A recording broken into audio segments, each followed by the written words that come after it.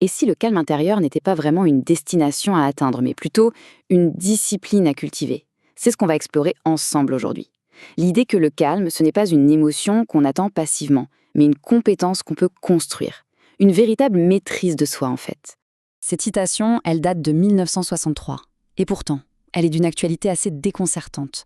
On est bombardé d'informations sur les crises mondiales, les grands enjeux. Mais au bout du compte, qu'est-ce qui nous empêche de dormir la nuit? Ce sont bien nos propres défis, nos batailles intérieures, celles de tous les jours. Et c'est justement là qu'il faut regarder, parce que c'est là que se trouve la vraie source de notre agitation. Le vrai bruit, il ne vient pas tant du monde extérieur, il vient du chaos qui règne à l'intérieur de notre propre esprit. Bien sûr, on ressent le poids des tragédies mondiales. C'est un fardeau immense, une sorte de bruit de fond permanent pour notre conscience. Mais soyons honnêtes, notre esprit n'est tout simplement pas fait pour absorber une telle dose de souffrance à grande échelle. En revanche, notre souffrance à nous, elle est à notre échelle. Elle est intime, elle est personnelle. C'est le petit caillou dans la chaussure, ici et maintenant. Et c'est cette douleur-là qui nous affecte directement au quotidien. En fait, cette souffrance, elle est faite de toutes petites frictions, des choses constantes, internes. Les situations agaçantes qui se répètent, les petites contrariétés, les frustrations qui, mises bout à bout, finissent par vider notre énergie, par éteindre notre joie et nous garder dans une tension quasi permanente. Alors, face à ce malaise intérieur, quel est notre réflexe? Bien souvent, on adopte une stratégie qui, on le sait au fond, est vouée à l'échec. On cherche un remède à l'extérieur. On se tourne vers les choses, les possessions, en espérant qu'elles vont pouvoir combler le vide. Cette métaphore, elle illustre ça parfaitement. Elle vient d'une anecdote sur une veuve très riche qui vivait seule dans une immense maison et qui disait se sentir comme un haricot sec qui s'agite dans une boîte de conserve. L'abondance matérielle ne lui apportait rien d'autre que le bruit du vide. Et ça, c'est le grand paradoxe de notre époque. On accumule pour se sentir en sécurité et au final, on devient esclave de ce qu'on possède. Gérer nos biens, nos assurances, nos investissements, ça devient un job à plein temps qui ne nous laisse plus aucune énergie pour nous occuper de ce qui est vraiment essentiel, nous-mêmes. Donc, si la solution n'est pas à l'extérieur, il n'y a pas d'autre choix que de la chercher ailleurs. Et c'est là qu'arrive la première étape, le vrai tournant, le regard vers l'intérieur.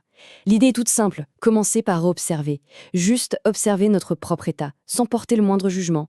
Mais pourquoi est-ce qu'on a si peur de ces conversations honnêtes, même avec nous-mêmes?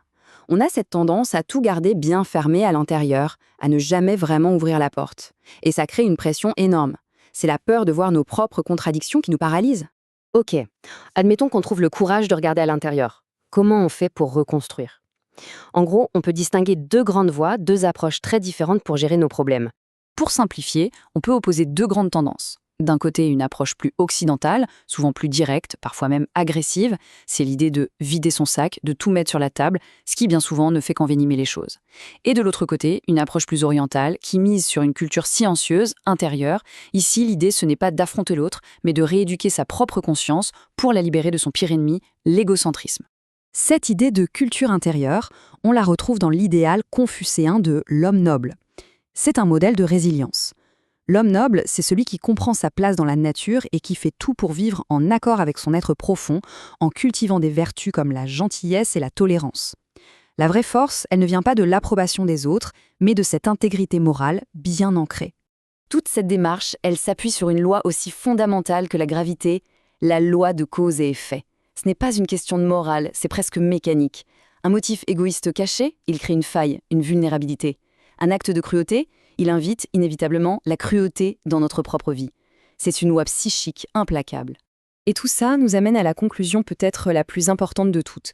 Le calme n'est pas un but à atteindre, pas une sorte de trophée à gagner, c'est simplement le résultat naturel d'une vie intérieure qui est bien ordonnée. Voilà, c'est peut-être l'idée centrale. On passe nos vies à chercher le bonheur, comme si c'était un trésor caché. Mais ce n'est pas une conquête, c'est une conséquence. C'est le résultat presque mathématique d'une vie qu'on construit sur des principes justes, sur l'intégrité et la connaissance de soi. Et ça nous invite à changer complètement notre perspective. Le but de la vie, ce n'est peut-être pas d'être heureux ou de réussir au sens où on l'entend d'habitude. Le but, c'est de grandir. C'est cette croissance intérieure qui nous donne des fondations que rien ni personne ne pourrait ébranler. Bon, tout ça peut sembler un peu abstrait. Concrètement, par où est-ce qu'on commence? Eh bien, la toute première étape, c'est un exercice de réflexion, à la fois simple et très profond. Prenez un moment, juste pour vous. Faites une sorte d'inventaire de ce qui compte vraiment, de vos valeurs profondes, de ce que vous savez être vrai. Et puis, doucement, commencez à esquisser dans votre esprit l'image de la personne que vous êtes destiné à devenir. Ce n'est pas une course, c'est une culture patiente de son propre jardin intérieur. Et il faut se souvenir que le but, ce n'est pas d'atteindre le calme. Le calme, c'est le chemin lui-même.